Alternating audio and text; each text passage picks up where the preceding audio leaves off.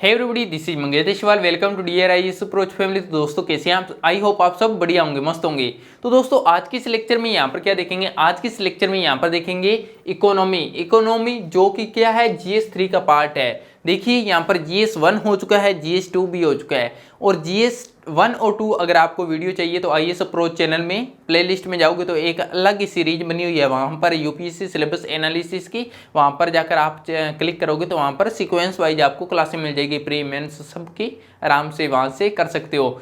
तो यहाँ पर इकोनॉमी जो है GS के अंदर, GS3 के अंदर कौन कौन से सब्जेक्ट होते हैं वो मैं आपको पहले बता देता हूँ। GS3 के अंदर कौन कौन से सब्जेक्ट होंगे? इकोनॉमी होगी, इकोनॉमी के बाद में एनवायरनमेंट होगा, साइंस एंड टेक होगी, एंड साथ में डिजास्टर मैनेजमेंट होगा, और बजट होगा, कुछ गवर्नमेंट स्कीमें होगी। ये GS3 का सिलेबस है। तो सबसे पहले अपने लेकर चलते हैं इकोनॉमी। इकोनॉमी के अंदर मेन टॉपिक कौन से है जिस पर आपको बहुत ज़्यादा फोकस करना है, तो वो मैं आपको बता देता हूँ, उस पर फोकस करना। और मेनली ये टॉपिक होंगे, चाहे आप पेपर को उठाकर देख लेना कोई भी। तो यहाँ पर देखिए दोस्तों, एग्रीकल्चर, सबसे पहले कृषि पर सबसे ज़्यादा ध्यान देना है आपको। 60 to 70% यहाँ से एग्रीकल्चर से क्वेश्चन आती है, तो यहाँ पर तो खूब मन लगाकर पढ़ना है, ठीक है, अच्छे से। देखिए यहाँ पर एग्रीकल्चर में क्या, भारत में भूमि सुधार, भारत में प्रमुख संचय प्रारूप, सिंचाई की विभिन्न विधियां, सिंचाई जल भंडारण। तो ये टॉपिक है, अच्छे से ध्यान से पढ़ना है इनको, कॉपी पर नोट कर लेना। जब ये टॉपिक आए तो अच्छे से मन लगाकर पढ़िएगा, ठीक है। फिर आगे एग्रीकल्चर प्रोडक्ट्स, कृषि उत्पाद में क्या पढ़ना है? परिवहन सुविधा यानी कि ट्रांसपोर्टेशन, बाजार सुविधा, मार्केटिंग, कारण, संबंधित विवाद। अब इसके अंदर कोई कारण आ रहे हैं, इशू आ रहे हैं, संबंधित विवाद आ रहा है, यानी कि ट्रांसपोर्टेशन में कोई इशू आ रहा है या बाजार में सुविधा के अंदर, तो ये सारे इशू वगैरह आपको इन साथ में इनके चीज में लिंक कर देना है यहाँ पर, ठीक है। विवाद वगैरह जो भी हो, यहाँ पर ये टॉपिक है, इस पर अच्छे से ध्यान देना है। फिर इंफ्रास्ट्रक्चर, संरचना, यानी कि भारत में संरचना, इंफ्रास्ट्रक्चर को लेकर क्या रोल हो रहा है, क्या स्कीमें चल रही है, किन पर सबसे ज़्यादा खर्च हो रहा है, इन्वेस्ट किस पर सरकार कर रही है, इंफ्रास्ट्रक्चर अच्छा है या कैसी है, स्कूलों का, सड़कों का, हर एक चीज़ का। तो इस पर आपको यहाँ पर ध्यान देना है, आपको पता होना चाहिए। फिर आगे टेक्नोलॉजी, प्रौद्योगिकी, टेक्नोलॉजी वो पोर्शन तो अलग है, बट यहाँ पर किस पर करना है? एग्रीकल्चर में टेक्नोलॉजी को अप्लाई करना है। किसानों के अंदर कैसे, फार्मर के अंदर कैसे होगा टेक्नोलॉजी, जैसे कि यहाँ पर किसानों को क्या सुविधा दी जा रही है टेक्नोलॉजी के लिए, टेक्नोलॉजी से किसानों में पहले जैसे कृषि करते थे, अब टेक्नोलॉजी ने क्या कर दिया कि अब किसान अच्छी फसल बो सकते हैं। जैसे मान लो टेक्नोलॉजी फुहारा विधि, बूंद बूंद पद्धति, या कोई और ऐसी स्कीमें आ रही है, कोई नहीं आ रही है, तो भी आपको याद करना है। अगर पहले से कोई किसानों को दी जा रही है तो वो भी आपको ध्यान रखना है, यानी कि टेक्नोलॉजी से रिलेटेड किसानों को जो भी सुविधाएं मुहैया हो रही है तो उन पर फोकस करना है। फिर आगे प्राइसिंग, कृषि मूल्य, कृषि मूल्य के अंदर सब्सिडी, MSP नाम सुना होगा ना, तो इस पर अच्छे से यहाँ पर फोकस करना है। PDS जन वितरण प्रणाली, लक्ष्य सीमाएं सुधार, खाद्य सुरक्षा प्लस पोषण कार्यक्रम। तो PDS जन वितरण कार्यक्रम बहुत ही अच्छे टॉपिक है दोस्तों ये, और ये किससे साथ में न्यूज़पेपर से भी लिंक होते हैं, तो यहाँ पर फोकस करना है। इसके क्या लक्ष्य थे, सीमाएं क्या थी, सुधार क्या हुए, तो ये सारी चीजें आपको पता होना चाहिए PDS के बारे में। फिर G number, economy of animal rearing, यानी पशुधन आधारित अर्थव्यवस्था, यानी कि पशुधन के ऊपर जो अर्थव्यवस्था होगी उस पर भी हल्का फुल्का यहाँ पर ध्यान फोकस करना है, ठीक है। ऐसे नहीं कि इन पर करने लग जाओ, तो इस पर भी करना है। जो भी टॉपिक लिखे हैं बहुत ही मोस्ट इंपॉर्टेंट है, इनके ऊपर तो अच्छे से ध्यान देना है। H नंबर, खाद्य प्रसंस्करण और इससे संबंधित आयोग, तो इनके ऊपर यहाँ पर ध्यान देना है। समावेशी विकास से संबंधित मुद्दे, सरकार का बजट, निवेश, इन्वेस्टमेंट, सरकार कहाँ पर निवेश कर रही है, कहाँ पर इन्वेस्टमेंट कर रही है, दवाइयों के अंदर, स्कूलों के अंदर, शिक्षा के ऊपर कहाँ पर कर रही है, तो ये आपको पता होना चाहिए। फिर आगे भारतीय अर्थव्यवस्था, भारतीय अर्थव्यवस्था के विकास, रोजगार, संसाधनों की गति की, इस पर ध्यान दोगे, यानी इंडियन इकोनॉमी के अंदर। फिर भारतीय अर्थव्यवस्था पर निम्न का प्रभाव, इनके ऊपर उदारीकरण, इंडस्ट्रियल ग्रोथ, क्या प्रभाव पड़े हैं, तो ये सारी की चीजें पर आप यहाँ पर ध्यान ज़्यादा दोगे, ठीक है। तो आप इसका स्क्रीनशॉट लीजिए आराम से।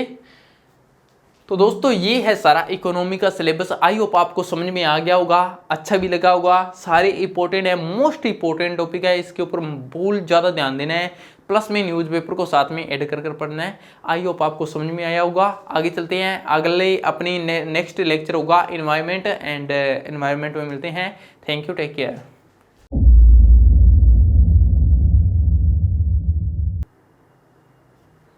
तो दोस्तों आज की इस लेक्चर में हम क्या देखेंगे, आज के इस लेक्चर में हम देखेंगे इन्वायरमेंट यानी कि GS3 का यहाँ पर ये एक सब्जेक्ट है इन्वायरमेंट। GS3 के अंदर कौन कौन से सब्जेक्ट आते हैं, दोबारा से एक बार फिर इकोनॉमी का कर लिया, इन्वायरमेंट पर आ चुके हैं, इसके बाद में इन्वायरमेंट के बाद में disaster management, science and tech, ये सारे इसके सिलेबस होते हैं GS3 के। तो अब बात करते हैं दोस्तों इन्वायरमेंट का सिलेबस क्या है, इन्वायरमेंट में हमें क्या पढ़ना चाहिए, तो उसकी बात करते हैं। यहाँ पर इन्वायरमेंट में आप क्या पढ़ोगे, यहाँ पर देखिए इन्वायरमेंट में बेसिक इंट्रोडक्शन में क्या देखोगे, पर्यावरण की अवधारणा, पर्यावरण के प्रकार, कितने प्रकार के पर्यावरण होते हैं, जैवमंडल की क्या अवधारणा है, फिर पारिस्थितिकी तंत्र की क्या अवधारणा है, पारितंत्र के आगत निर्गत है, पारितंत्र के घटक है, पारितंत्र की विशेषताएं, खाद्य श्रृंखला और खाद्य जाल की अवधारणा, ऊर्जा स्तर, पारितंत्र, पिरामिड, पारिस्थितिकी से संबंधित कानून, हल्के हल्के टॉपिक ये है, ये आपको यहाँ पर इंट्रोडक्शन में आपको पढ़ने होंगे। ठीक है दोस्तों, तो क्या दोबारा से इन्वायरमेंट में क्या पढ़ोगे, ये बेसिक इंट्रोडक्शन वाली ये चीजें पढ़ लोगे, जैवमंडल, पर्यावरण, ये सारी चीजें क्या होती है, तो हल्के फुल्के चीजें। इन्वायरमेंट का क्या मतलब होता है, पर्यावरण के बारे में बेसिक एक अपनी समझ डेवलप होनी चाहिए ना, भी पर्यावरण क्या होता है, पर्यावरण के बारे में जैवमंडल हो गया, या फिर इसके पारितंत्र हो गए, खाद्य श्रृंखला हो गई, कैसे श्रृंखला बनी होती है, रेंज कैसी होती है, पारितंत्र के बारे में ये वाली चीजें, तो ये आपको पता होना चाहिए। फिर बाद में बायोडाइवर्सिटी पर आ जाते हैं, जैव विविधता, जैव विविधता के अंदर क्या पढ़ोगे, जैव विविधता क्या होती है, प्रकार कितने होते हैं, जैव विविधता के हानि के क्या कारण है, फिर पारिस्थितिकी रूप से संवेदनशील क्षेत्र कौन से हैं, तो ये सारी चीजें बायोडाइवर्सिटी में आप पढ़ लोगे। तो एनवायरमेंट का ये सिलेबस है। फिर जब आप ये कर लो तो उसके बाद में क्या करोगे, फिर बायोडाइवर्सिटी कंजर्वेशन यानी जैव विविधता संरक्षण। तो अब बायोडाइवर्सिटी के यहाँ पर संरक्षण के लिए आप क्या करोगे, ठीक है, in situ and ex situ conservation, फिर सरकार की भूमिका, सरकार ने क्या किया, एनजीओ क्या बने हैं, लोगों की भागीदारी, पारिस्थितिकी, पर्यटन, भारत द्वारा शुरू किए गए प्रमुख कार्यक्रम। यहाँ पर बायोडाइवर्सिटी का अर्थ समझ लिया कि बायोडाइवर्सिटी होती क्या है। फिर आगे चले गए, फिर यहाँ पर संरक्षण कंजर्वेशन देख लिया, कंजर्वेशन यानी कि सरकार क्या सहयोग कर रही है, एनजीओ बनाकर कर रही है, कोई स्कीमें चला रही है, बायोडाइवर्सिटी के बारे में अपने क्या कर रही हैं, लोगों की भागीदारी क्या हो रही है, तो ये सारी चीजें आप यहाँ पर देखोगे। ठीक है, उसके बाद में जल संसाधन में अवनयन, ये सारी चीजें देख लोगे भी, समुद्र के अंदर समुद्र साधन अवनयन, भूमिगत जल में अवनयन, समुद्री सतह जल अवनयन, जल प्रबंधन, तो थोड़ा अपने जल पर भी फोकस करना है। उसके बाद में यहाँ पर यही हो गया ना, संसाधनों में अवनयन, वाटर रिसोर्सेज डिग्रेडेशन, तो ये सारी चीजें होगी। इसके अंदर कुछ नहीं है दोस्तों। यहाँ पर देखिए जो GS3 पेपर होता है, हाँ मानता हूँ सबसे बड़ा GS3 पेपर होता है, इसके अंदर इकोनॉमी हो गया, इकोनॉमी सबसे ज़्यादा फोकस करना है आपने को एग्रीकल्चर में। ठीक है, एग्रीकल्चर के बाद में एनवायरनमेंट आ जाता है। एनवायरनमेंट के अंदर बेसिक कॉन्सेप्ट आपके, बेसिक समझ आपकी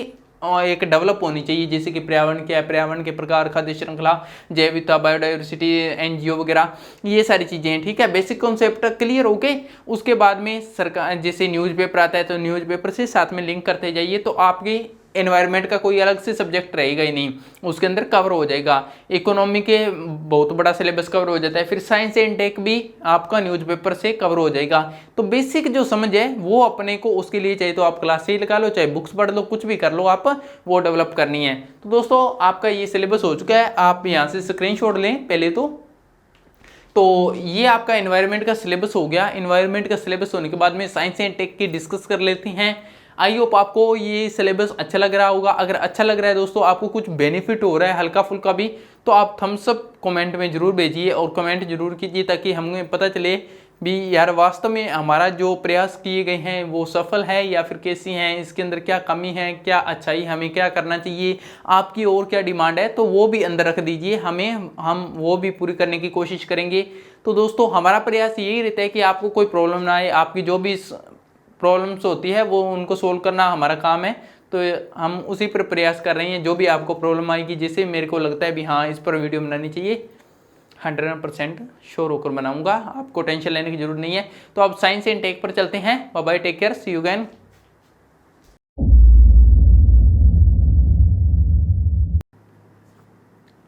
हे एवरीबॉडी, तो दोस्तों आज की इस लेक्चर में हम क्या देखेंगे, आज के इस लेक्चर में हम यहाँ पर देखेंगे internal security and science and tech. तो दोस्तों ये कौन से पार्ट हैं, ये है GS3 के पार्ट है। हमने क्या कर दिया, हमने कर लिया इकोनॉमी, इकोनॉमी के बाद में एनवायरनमेंट, एनवायरनमेंट के बाद में इंटरनल सिक्योरिटी करेंगे, उसके बाद में यहाँ पर साइंस एंड टेक करेंगे। इसके बाद में ये GS3 का सिलेबस हो जाएगा कंप्लीट। ठीक है, तो बिना किसी देरी के अब स्टार्ट करते हैं। देखिए इंटरनल सिक्योरिटी में आपको क्या स्टडी करनी है, सबसे पहले 8 पॉइंट है इंटरनल सिक्योरिटी में, सिर्फ 80 पॉइंट कंप्लीट करने हैं। जैसे विकास और उग्रवाद, सुरक्षा को प्रभावित करने में राज्य और गैर राज्य कारकों की भूमिका, फिर संचार नेटवर्क का ICT यानी मीडिया, धन शोधन यानी कि मनी लॉन्ड्रिंग, ऑर्गेनाइज्ड क्राइम, सीमा सुरक्षा, बॉर्डर सिक्योरिटी, सुरक्षा एजेंसी। तो ये 8 पॉइंट कंप्लीट अगर कर लेते हो आप तो आंतरिक सुरक्षा यानी कि इंटरनल सिक्योरिटी आपके कंप्लीट हो जाएगी। ठीक है दोस्तों, आपको इंटरनल सिक्योरिटी का सिलेबस पता चल गया, आप 8 पॉइंट लिख लीजिए, इनको कंप्लीट करना है तो आपका सिलेबस कंप्लीट हो जाएगा। साइंस एंड टेक में आप क्या पढ़ोगे, देखो साइंस एंड टेक में यहाँ पर जैव प्रौद्योगिकी, नैनो प्रौद्योगिकी, प्रौद्योगिकी मतलब टेक्नोलॉजी यानी कि बायोटेक्नोलॉजी, नैनो टेक्नोलॉजी, रोबोटिक्स, अतिचालकता एवं लेजर प्रौद्योगिकी, फिर आगे अंतरिक्ष प्रौद्योगिकी यानी कि स्पेस टेक्नोलॉजी। टेक्नोलॉजी का मतलब भी उसमें क्या टेक्नोलॉजी आई है, नई चीजें क्या ऐड हुई है, तो उसके बारे में आप यहाँ पर सूचना एवं संचार प्रौद्योगिकी, रक्षा प्रौद्योगिकी, तो ये सारे की डिफेंस यानी कि टेक्नोलॉजी, तो ये सारी चीजें आप यहाँ पर करोगे साइंस एंड टेक्नोलॉजी के अंदर है। ओके दोस्तों, ये सिलेबस का आपको पता चल गया। उसके बाद में GS3 के अंदर ये सारा सिलेबस होने के बाद में जैसे इकोनॉमी, इकोनॉमी के बाद में एनवायरनमेंट, एनवायरनमेंट के बाद में यहाँ पर ये इंटरनल सिक्योरिटी और साइंस एंड टेक होने के बाद में GS3 होता है कंप्लीट, अभी अधूरा है, कंप्लीट नहीं हुआ। जैसे यहाँ पर डिजास्टर मैनेजमेंट, क्योंकि सर डिजास्टर मैनेजमेंट का तो करवाया ही नहीं, कंप्लीट कैसे हो गया। अरे भाई डिजास्टर मैनेजमेंट कोई यहाँ पर बुक्स नहीं है। डिजास्टर मैनेजमेंट क्या होता है, आपदा प्रबंधन। आपदा प्रबंधन का मतलब जैसे जिस ईयर आप एग्जाम देने वाले उस साल कोई बाढ़ आ गई या फिर कोई ज्वालामुखी फट गई या कोई और चीज़ हो गई जिसे आपदा आ गई, भूस्खलन हो गया या कोई भी चीज़ हो गई, तो उसके बारे में आपको नज़र रखनी है, चाहे वो न्यूज में देख लो, तो इसकी कोई बुक्स थोड़ी होगी यहाँ पर है। तो ये वही चीज़ है आपदा प्रबंधन, कोई भी आपदा आती है तो उसके बारे में अवेयर हो, उसके बारे में बस यही डिजास्टर मैनेजमेंट है। फिर बजट, बजट की कोई बुक तो होती नहीं है, हर साल नया आता है तो बजट करना है आपको, गवर्नमेंट स्कीम, तो इन चीज़ों पर मुख्य ध्यान देना है। तो ये होता है आपका GS3 का सिलेबस कंप्लीट है। आप इसका स्क्रीनशॉट लेना चाहो तो आराम से लो। तो आपका GS3 का सिलेबस कंप्लीट हो गया। अब चलते हैं अपने GS4 पर। ठीक है, GS4 पर चलते हैं, थोड़ा ही लगाना आपको, ज़्यादा नहीं लगाना फर्स्ट जो GS फर्स्ट किया था उसके अंदर सिलेबस ज़्यादा था, तो इनके अंदर सिलेबस वैसे देखने में ये कम लग रहा है, बहुत ज़्यादा है। तो मिलते हैं दोस्तों GS4 में, बाय बाय, टेक केयर।